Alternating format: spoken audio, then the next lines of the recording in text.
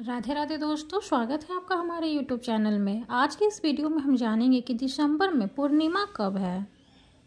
हिंदू धर्म में पूर्णिमा की तिथि बेहद खास मानी जाती है। इस दिन स्नान दान करने का विशेष विधान है। मान्यता है कि पूर्णिमा तिथि पर स्नान दान करने से शुभ फलों की प्राप्ति होती है। इसके साथ ही इस दिन व्रत रखकर भगवान सत्यनारायण की पूजा की जाती है और कथा सुना जाता है। कहा जाता है कि ऐसा करने से घर में सुख शांति और समृद्धि आती है। वहीं अगर संभव हो तो इस दिन गंगा या किसी पवित्र नदी में स्नान करना चाहिए। माना जाता है कि ऐसा करने से पापों से छुटकारा मिलता है।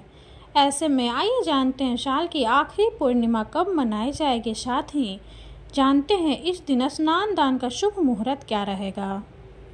हिंदू पंचांग के अनुसार साल 2024 की आखिरी पूर्णिमा 15 दिसंबर को मनाई जाएगी। यह मार्गशीर्ष महीने की पूर्णिमा होगी।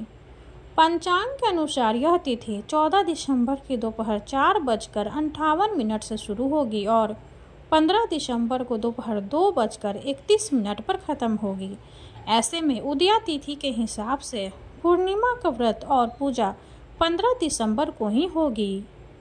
मार्गशीर्ष पूर्णिमा के दिन स्नान दान के लिए 2 मुहूर्त है। पहला ब्रह्म मुहूर्त सुबह 5:17 से लेकर सुबह 6:12 तक। वहीं दूसरा अभिजीत मुहूर्त सुबह 11:56 से दोपहर 12:37 तक रहेगा।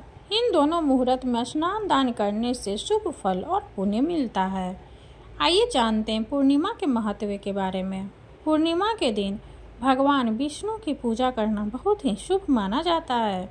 इस दिन चंद्रदेव की पूजा भी की जाती है। मान्यता है कि इस दिन चंद्रदेव अमृत से परिपूर्ण हुए थे। अगर किसी भी कुंडली में चंद्रमा कमजोर हो तो उसे इस दिन चंद्रदेव की पूजा और मंत्र जाप करना चाहिए। इसके साथ ही सफ़ेद चीज़ों जैसे चावल, दूध या चीनी का दान करना चाहिए। धार्मिक मान्यता है कि इस दिन भगवान विष्णु और चंद्रदेव की पूजा से जीवन में सुख समृद्धि आती है और पापों से मुक्ति मिलती है।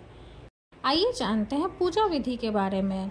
इस दिन भगवान विष्णु की पूजा अर्चना करने के लिए सुबह प्रातः काल उठे। इसके बाद स्नान और सूर्य को जल अर्पित करने के बाद व्रत का संकल्प लें।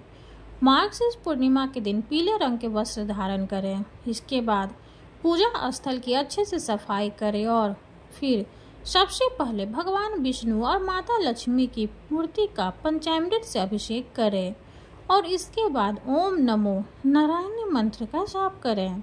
सबसे पहले पुष्प, गंध आदि चीजें भगवान विष्णु को अर्पित करें। माता लक्ष्मी को गुलाब का फूल अर्पित करें। इसके बाद पूर्णिमा व्रत की कथा पढ़ें और फिर घी का दीपक जलाकर अंत में भगवान विष्णु और माता पार्वती की आरती करें। पूर्णिमा की रात वैसे तो जागरण करने का विशेष महत्व है। यदि आप ऐसा नहीं कर पाते हैं तो रात के समय भगवान विष्णु की मूर्ति के पास भूमि पर ही शयन करें। ऐसी मान्यता है कि मार्गशीर्ष पूर्णिमा का व्रत करने से व्यक्ति को 32 पूर्णिमा का व्रत करने के जितना फल मिलता है, इसलिए इसे 32 पूर्णिमा भी कहा जाता है। यह थी कुछ जानकारी पूर्णिमा से जुड़ी हुई। वीडियो अगर अच्छी लगे तो लाइक कर दे, चैनल को सब्सक्राइब कर दे। धन्यवाद।